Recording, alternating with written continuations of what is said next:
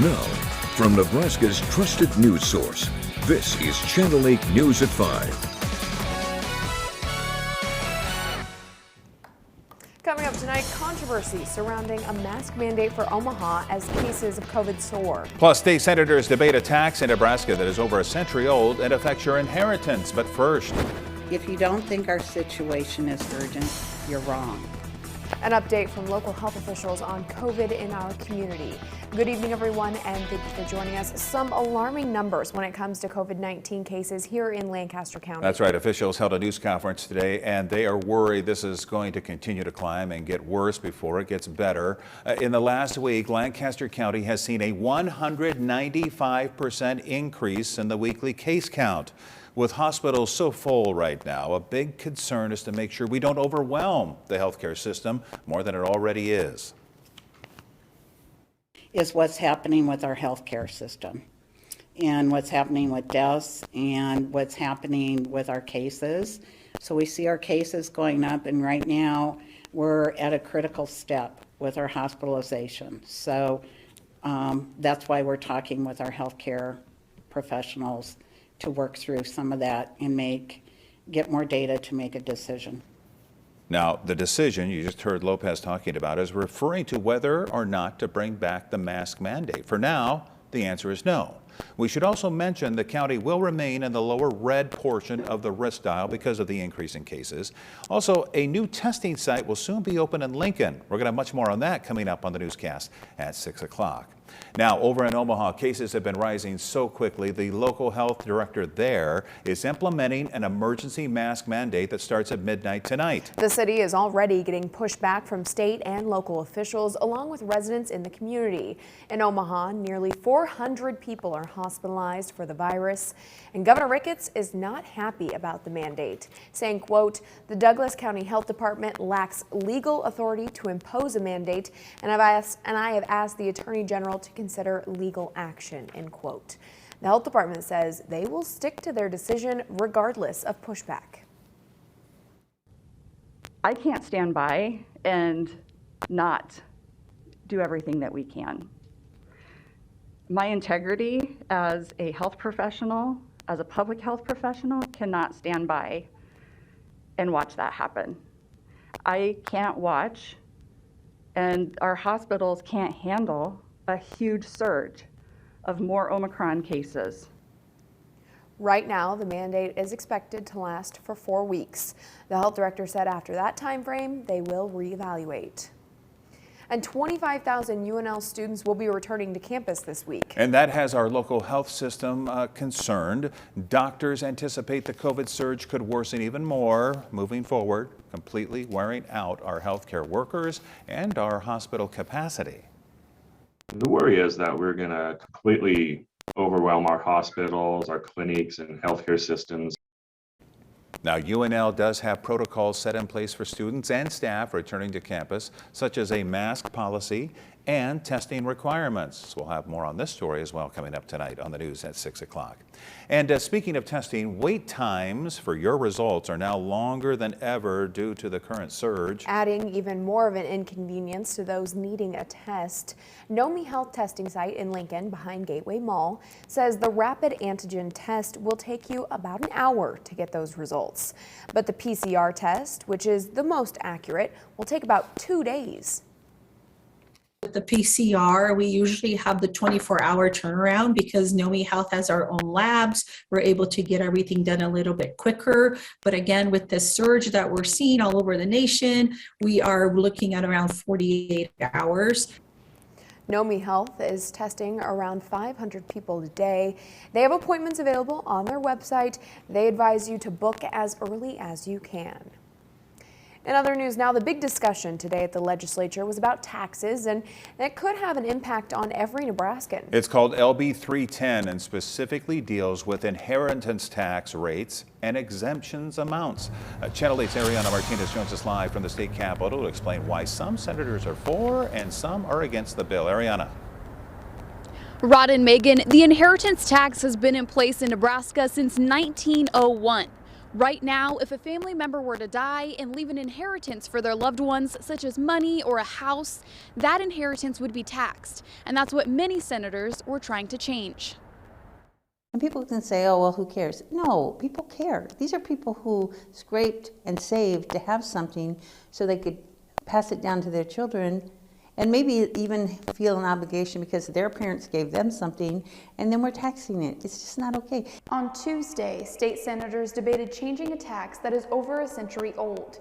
The inheritance tax is tacked on to anything handed down after a loved one dies. And LB 310 would lower the tax.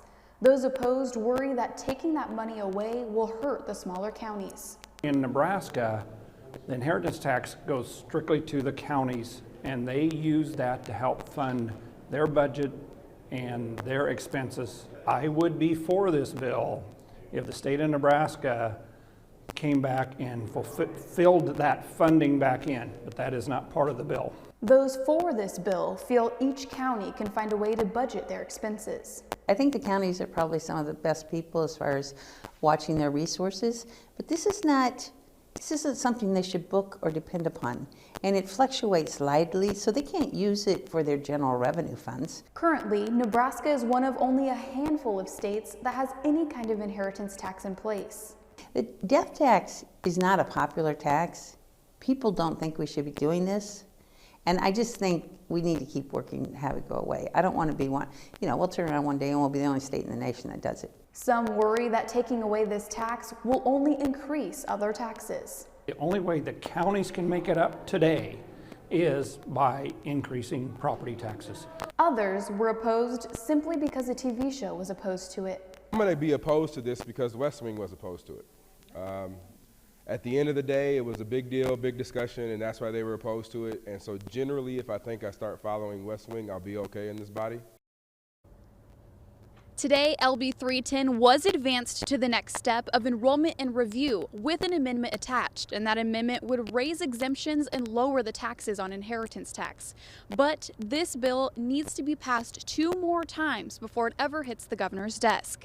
Reporting live in front of the Lincoln State Capitol, Ariana Martinez, Channel 8 News. All right, thank you, Ariana. There was a deadly crash early this morning near Denton. It all started when officials were called to a grass fire near Southwest 98th and West Denton Road around 2:45 this morning. When crews arrived, though, they also found a crashed vehicle that was completely torched, as well as a body thrown from that vehicle. Now, the sheriff of Lancaster County says an autopsy has been ordered. They do not know the identity of the victim, and other identifiers like the car's license plate and the vehicle ID on the car, they were lost in the flames. Officials believe foul play is not a factor. Did you know Lincoln was named in the top 50 for a rather gross statistic? According to Orkin Pest Control, Lincoln was number 50 for cities in the U.S. with the most calls to deal with bed bugs.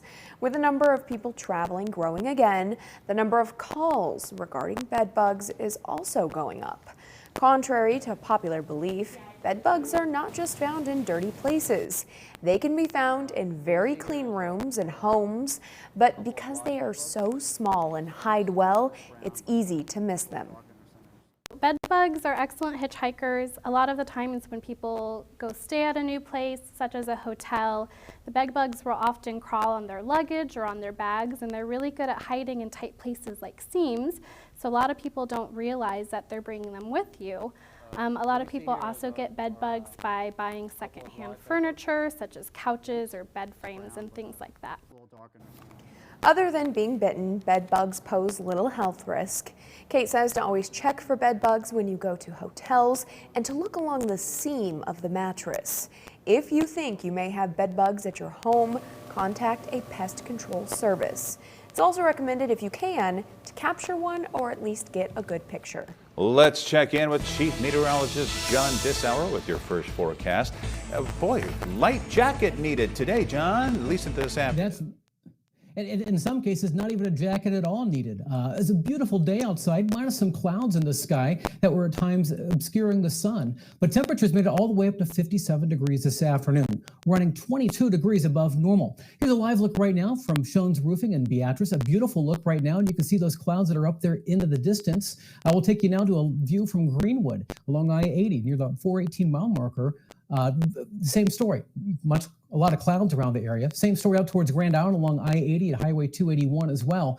Temperatures as of this hour running upwards of 14 to nearly 20 degrees above 24 hours ago in Lincoln as well as in Omaha, and near the same out towards the Tri-Cities, where right now we're sitting in the upper 40s. It's 51 degrees in the capital city and 47 degrees in Beatrice. Look across the state, we've got mild temperatures really everywhere. The coolest location coming in from McCook, 39 degrees as of 5 o'clock.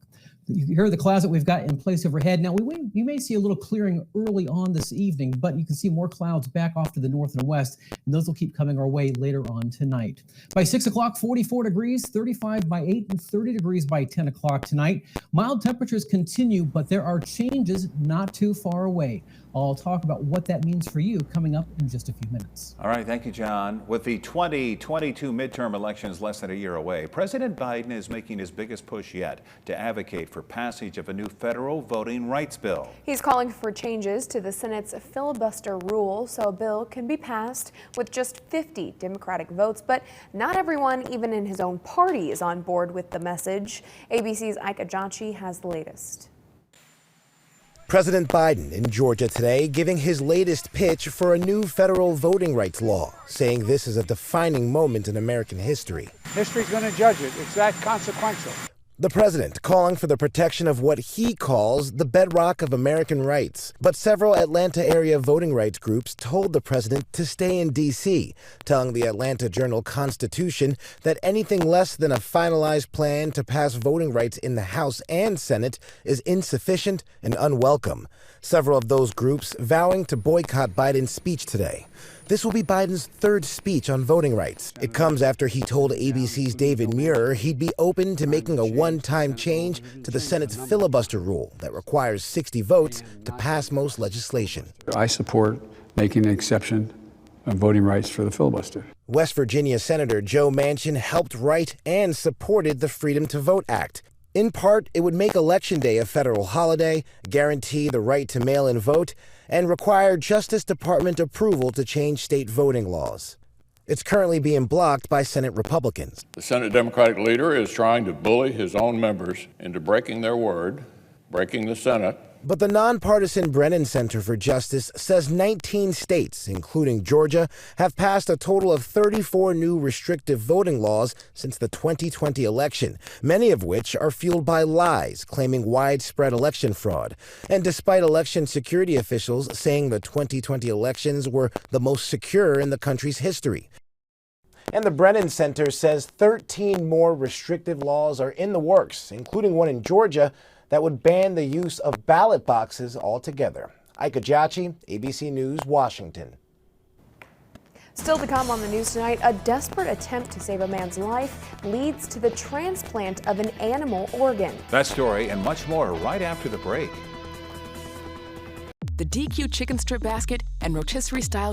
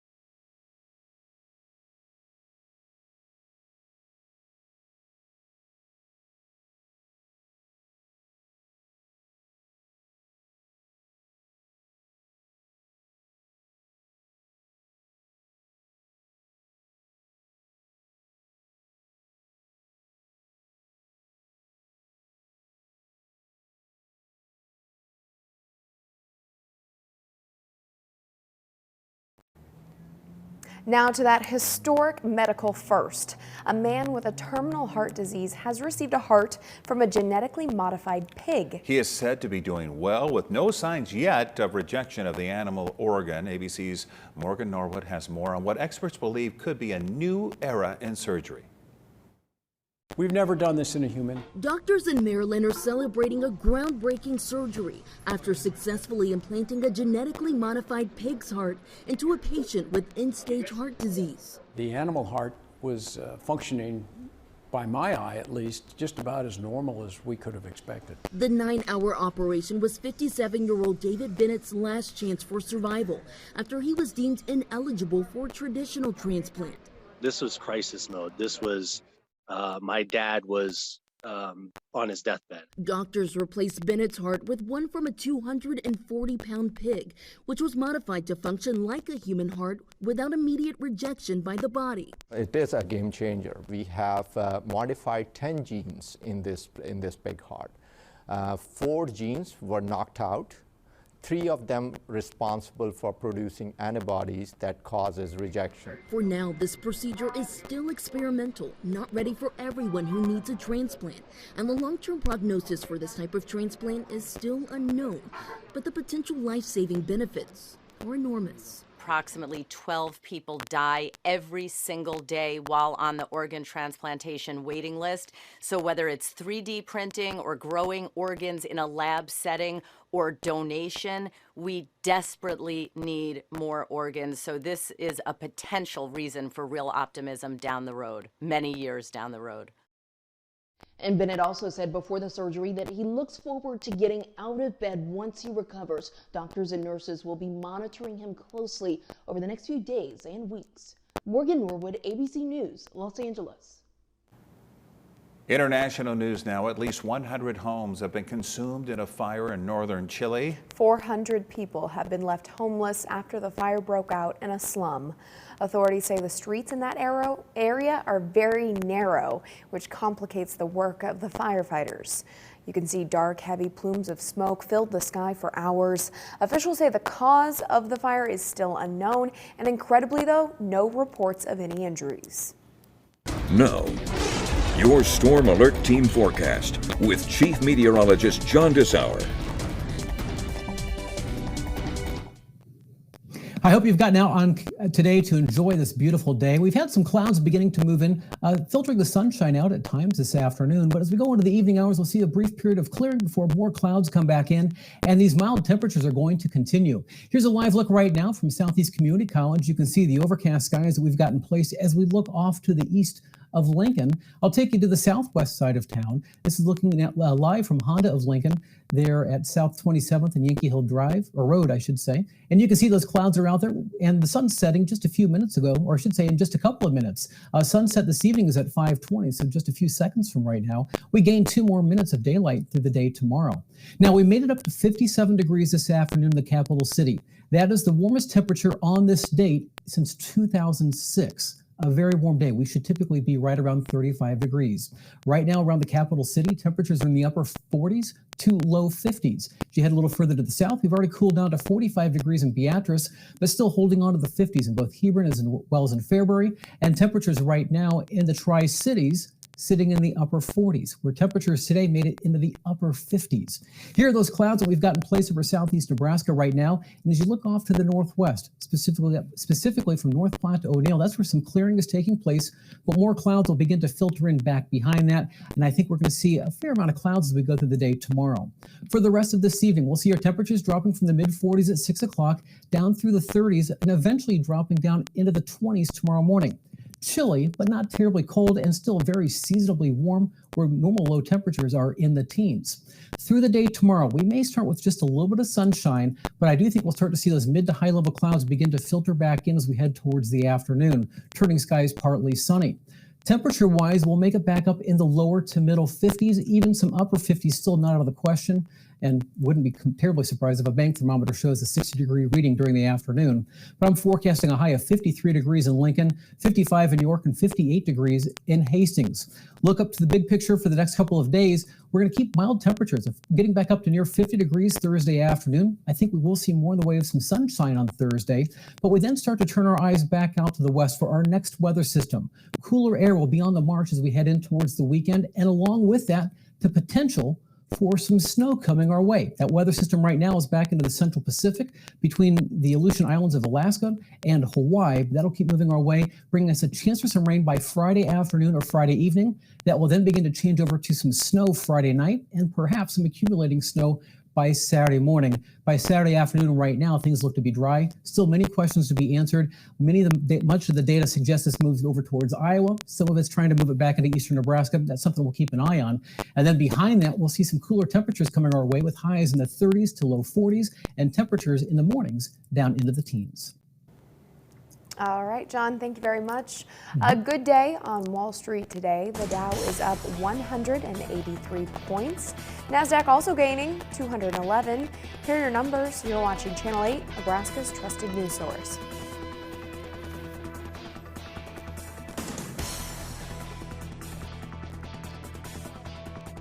Tonight, with Omicron spreading fast.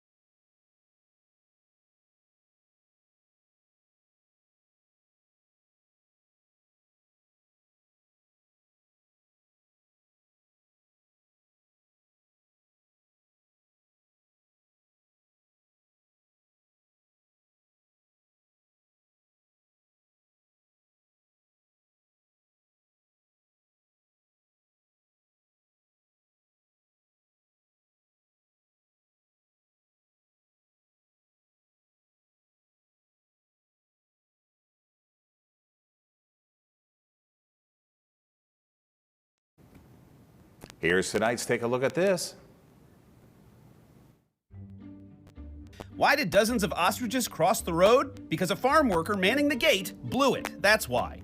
80 ostriches were spotted making a break for it, booking it through the streets of Shangzhou, a city in South China.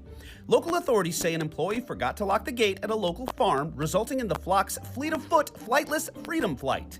If you aren't aware, ostriches are some of the fastest birds on the planet on foot, capable of sprinting up to 45 miles per hour. But with the help of police, the farmer was able to successfully round up most of the feathered fugitives. Researchers had to go to great lengths to catch a glimpse of an ultra-rare, ultra-deep-sea creature about 3.5 miles to the ocean floor, to be exact. To be fair, the crew of the Caledon Oceanic were actually searching for a World War II shipwreck site when they sighted the world's deepest dwelling squid, the big fin. Experts say an encounter at such a staggering depth with this fascinating predatory species is significant because it implies that many other life forms must be down there to support it. Finally, there is a foolproof way to keep your animal friends in close proximity: food, glorious food. Alaskan chef Daisy Nicholas gave up the restaurant racket to open an all-natural barkery. That's a bakery for dogs. Nicholas uses only locally sourced Alaskan ingredients for her myriad of popular pup products, which feature photos of local satisfied customers right on the labels. For Take a Look at This, I'm Jeremy Roth. That's all the time we have. Have a good night. Closed captioning on Channel 8 Eyewitness News is brought to you by Christensen Hearing.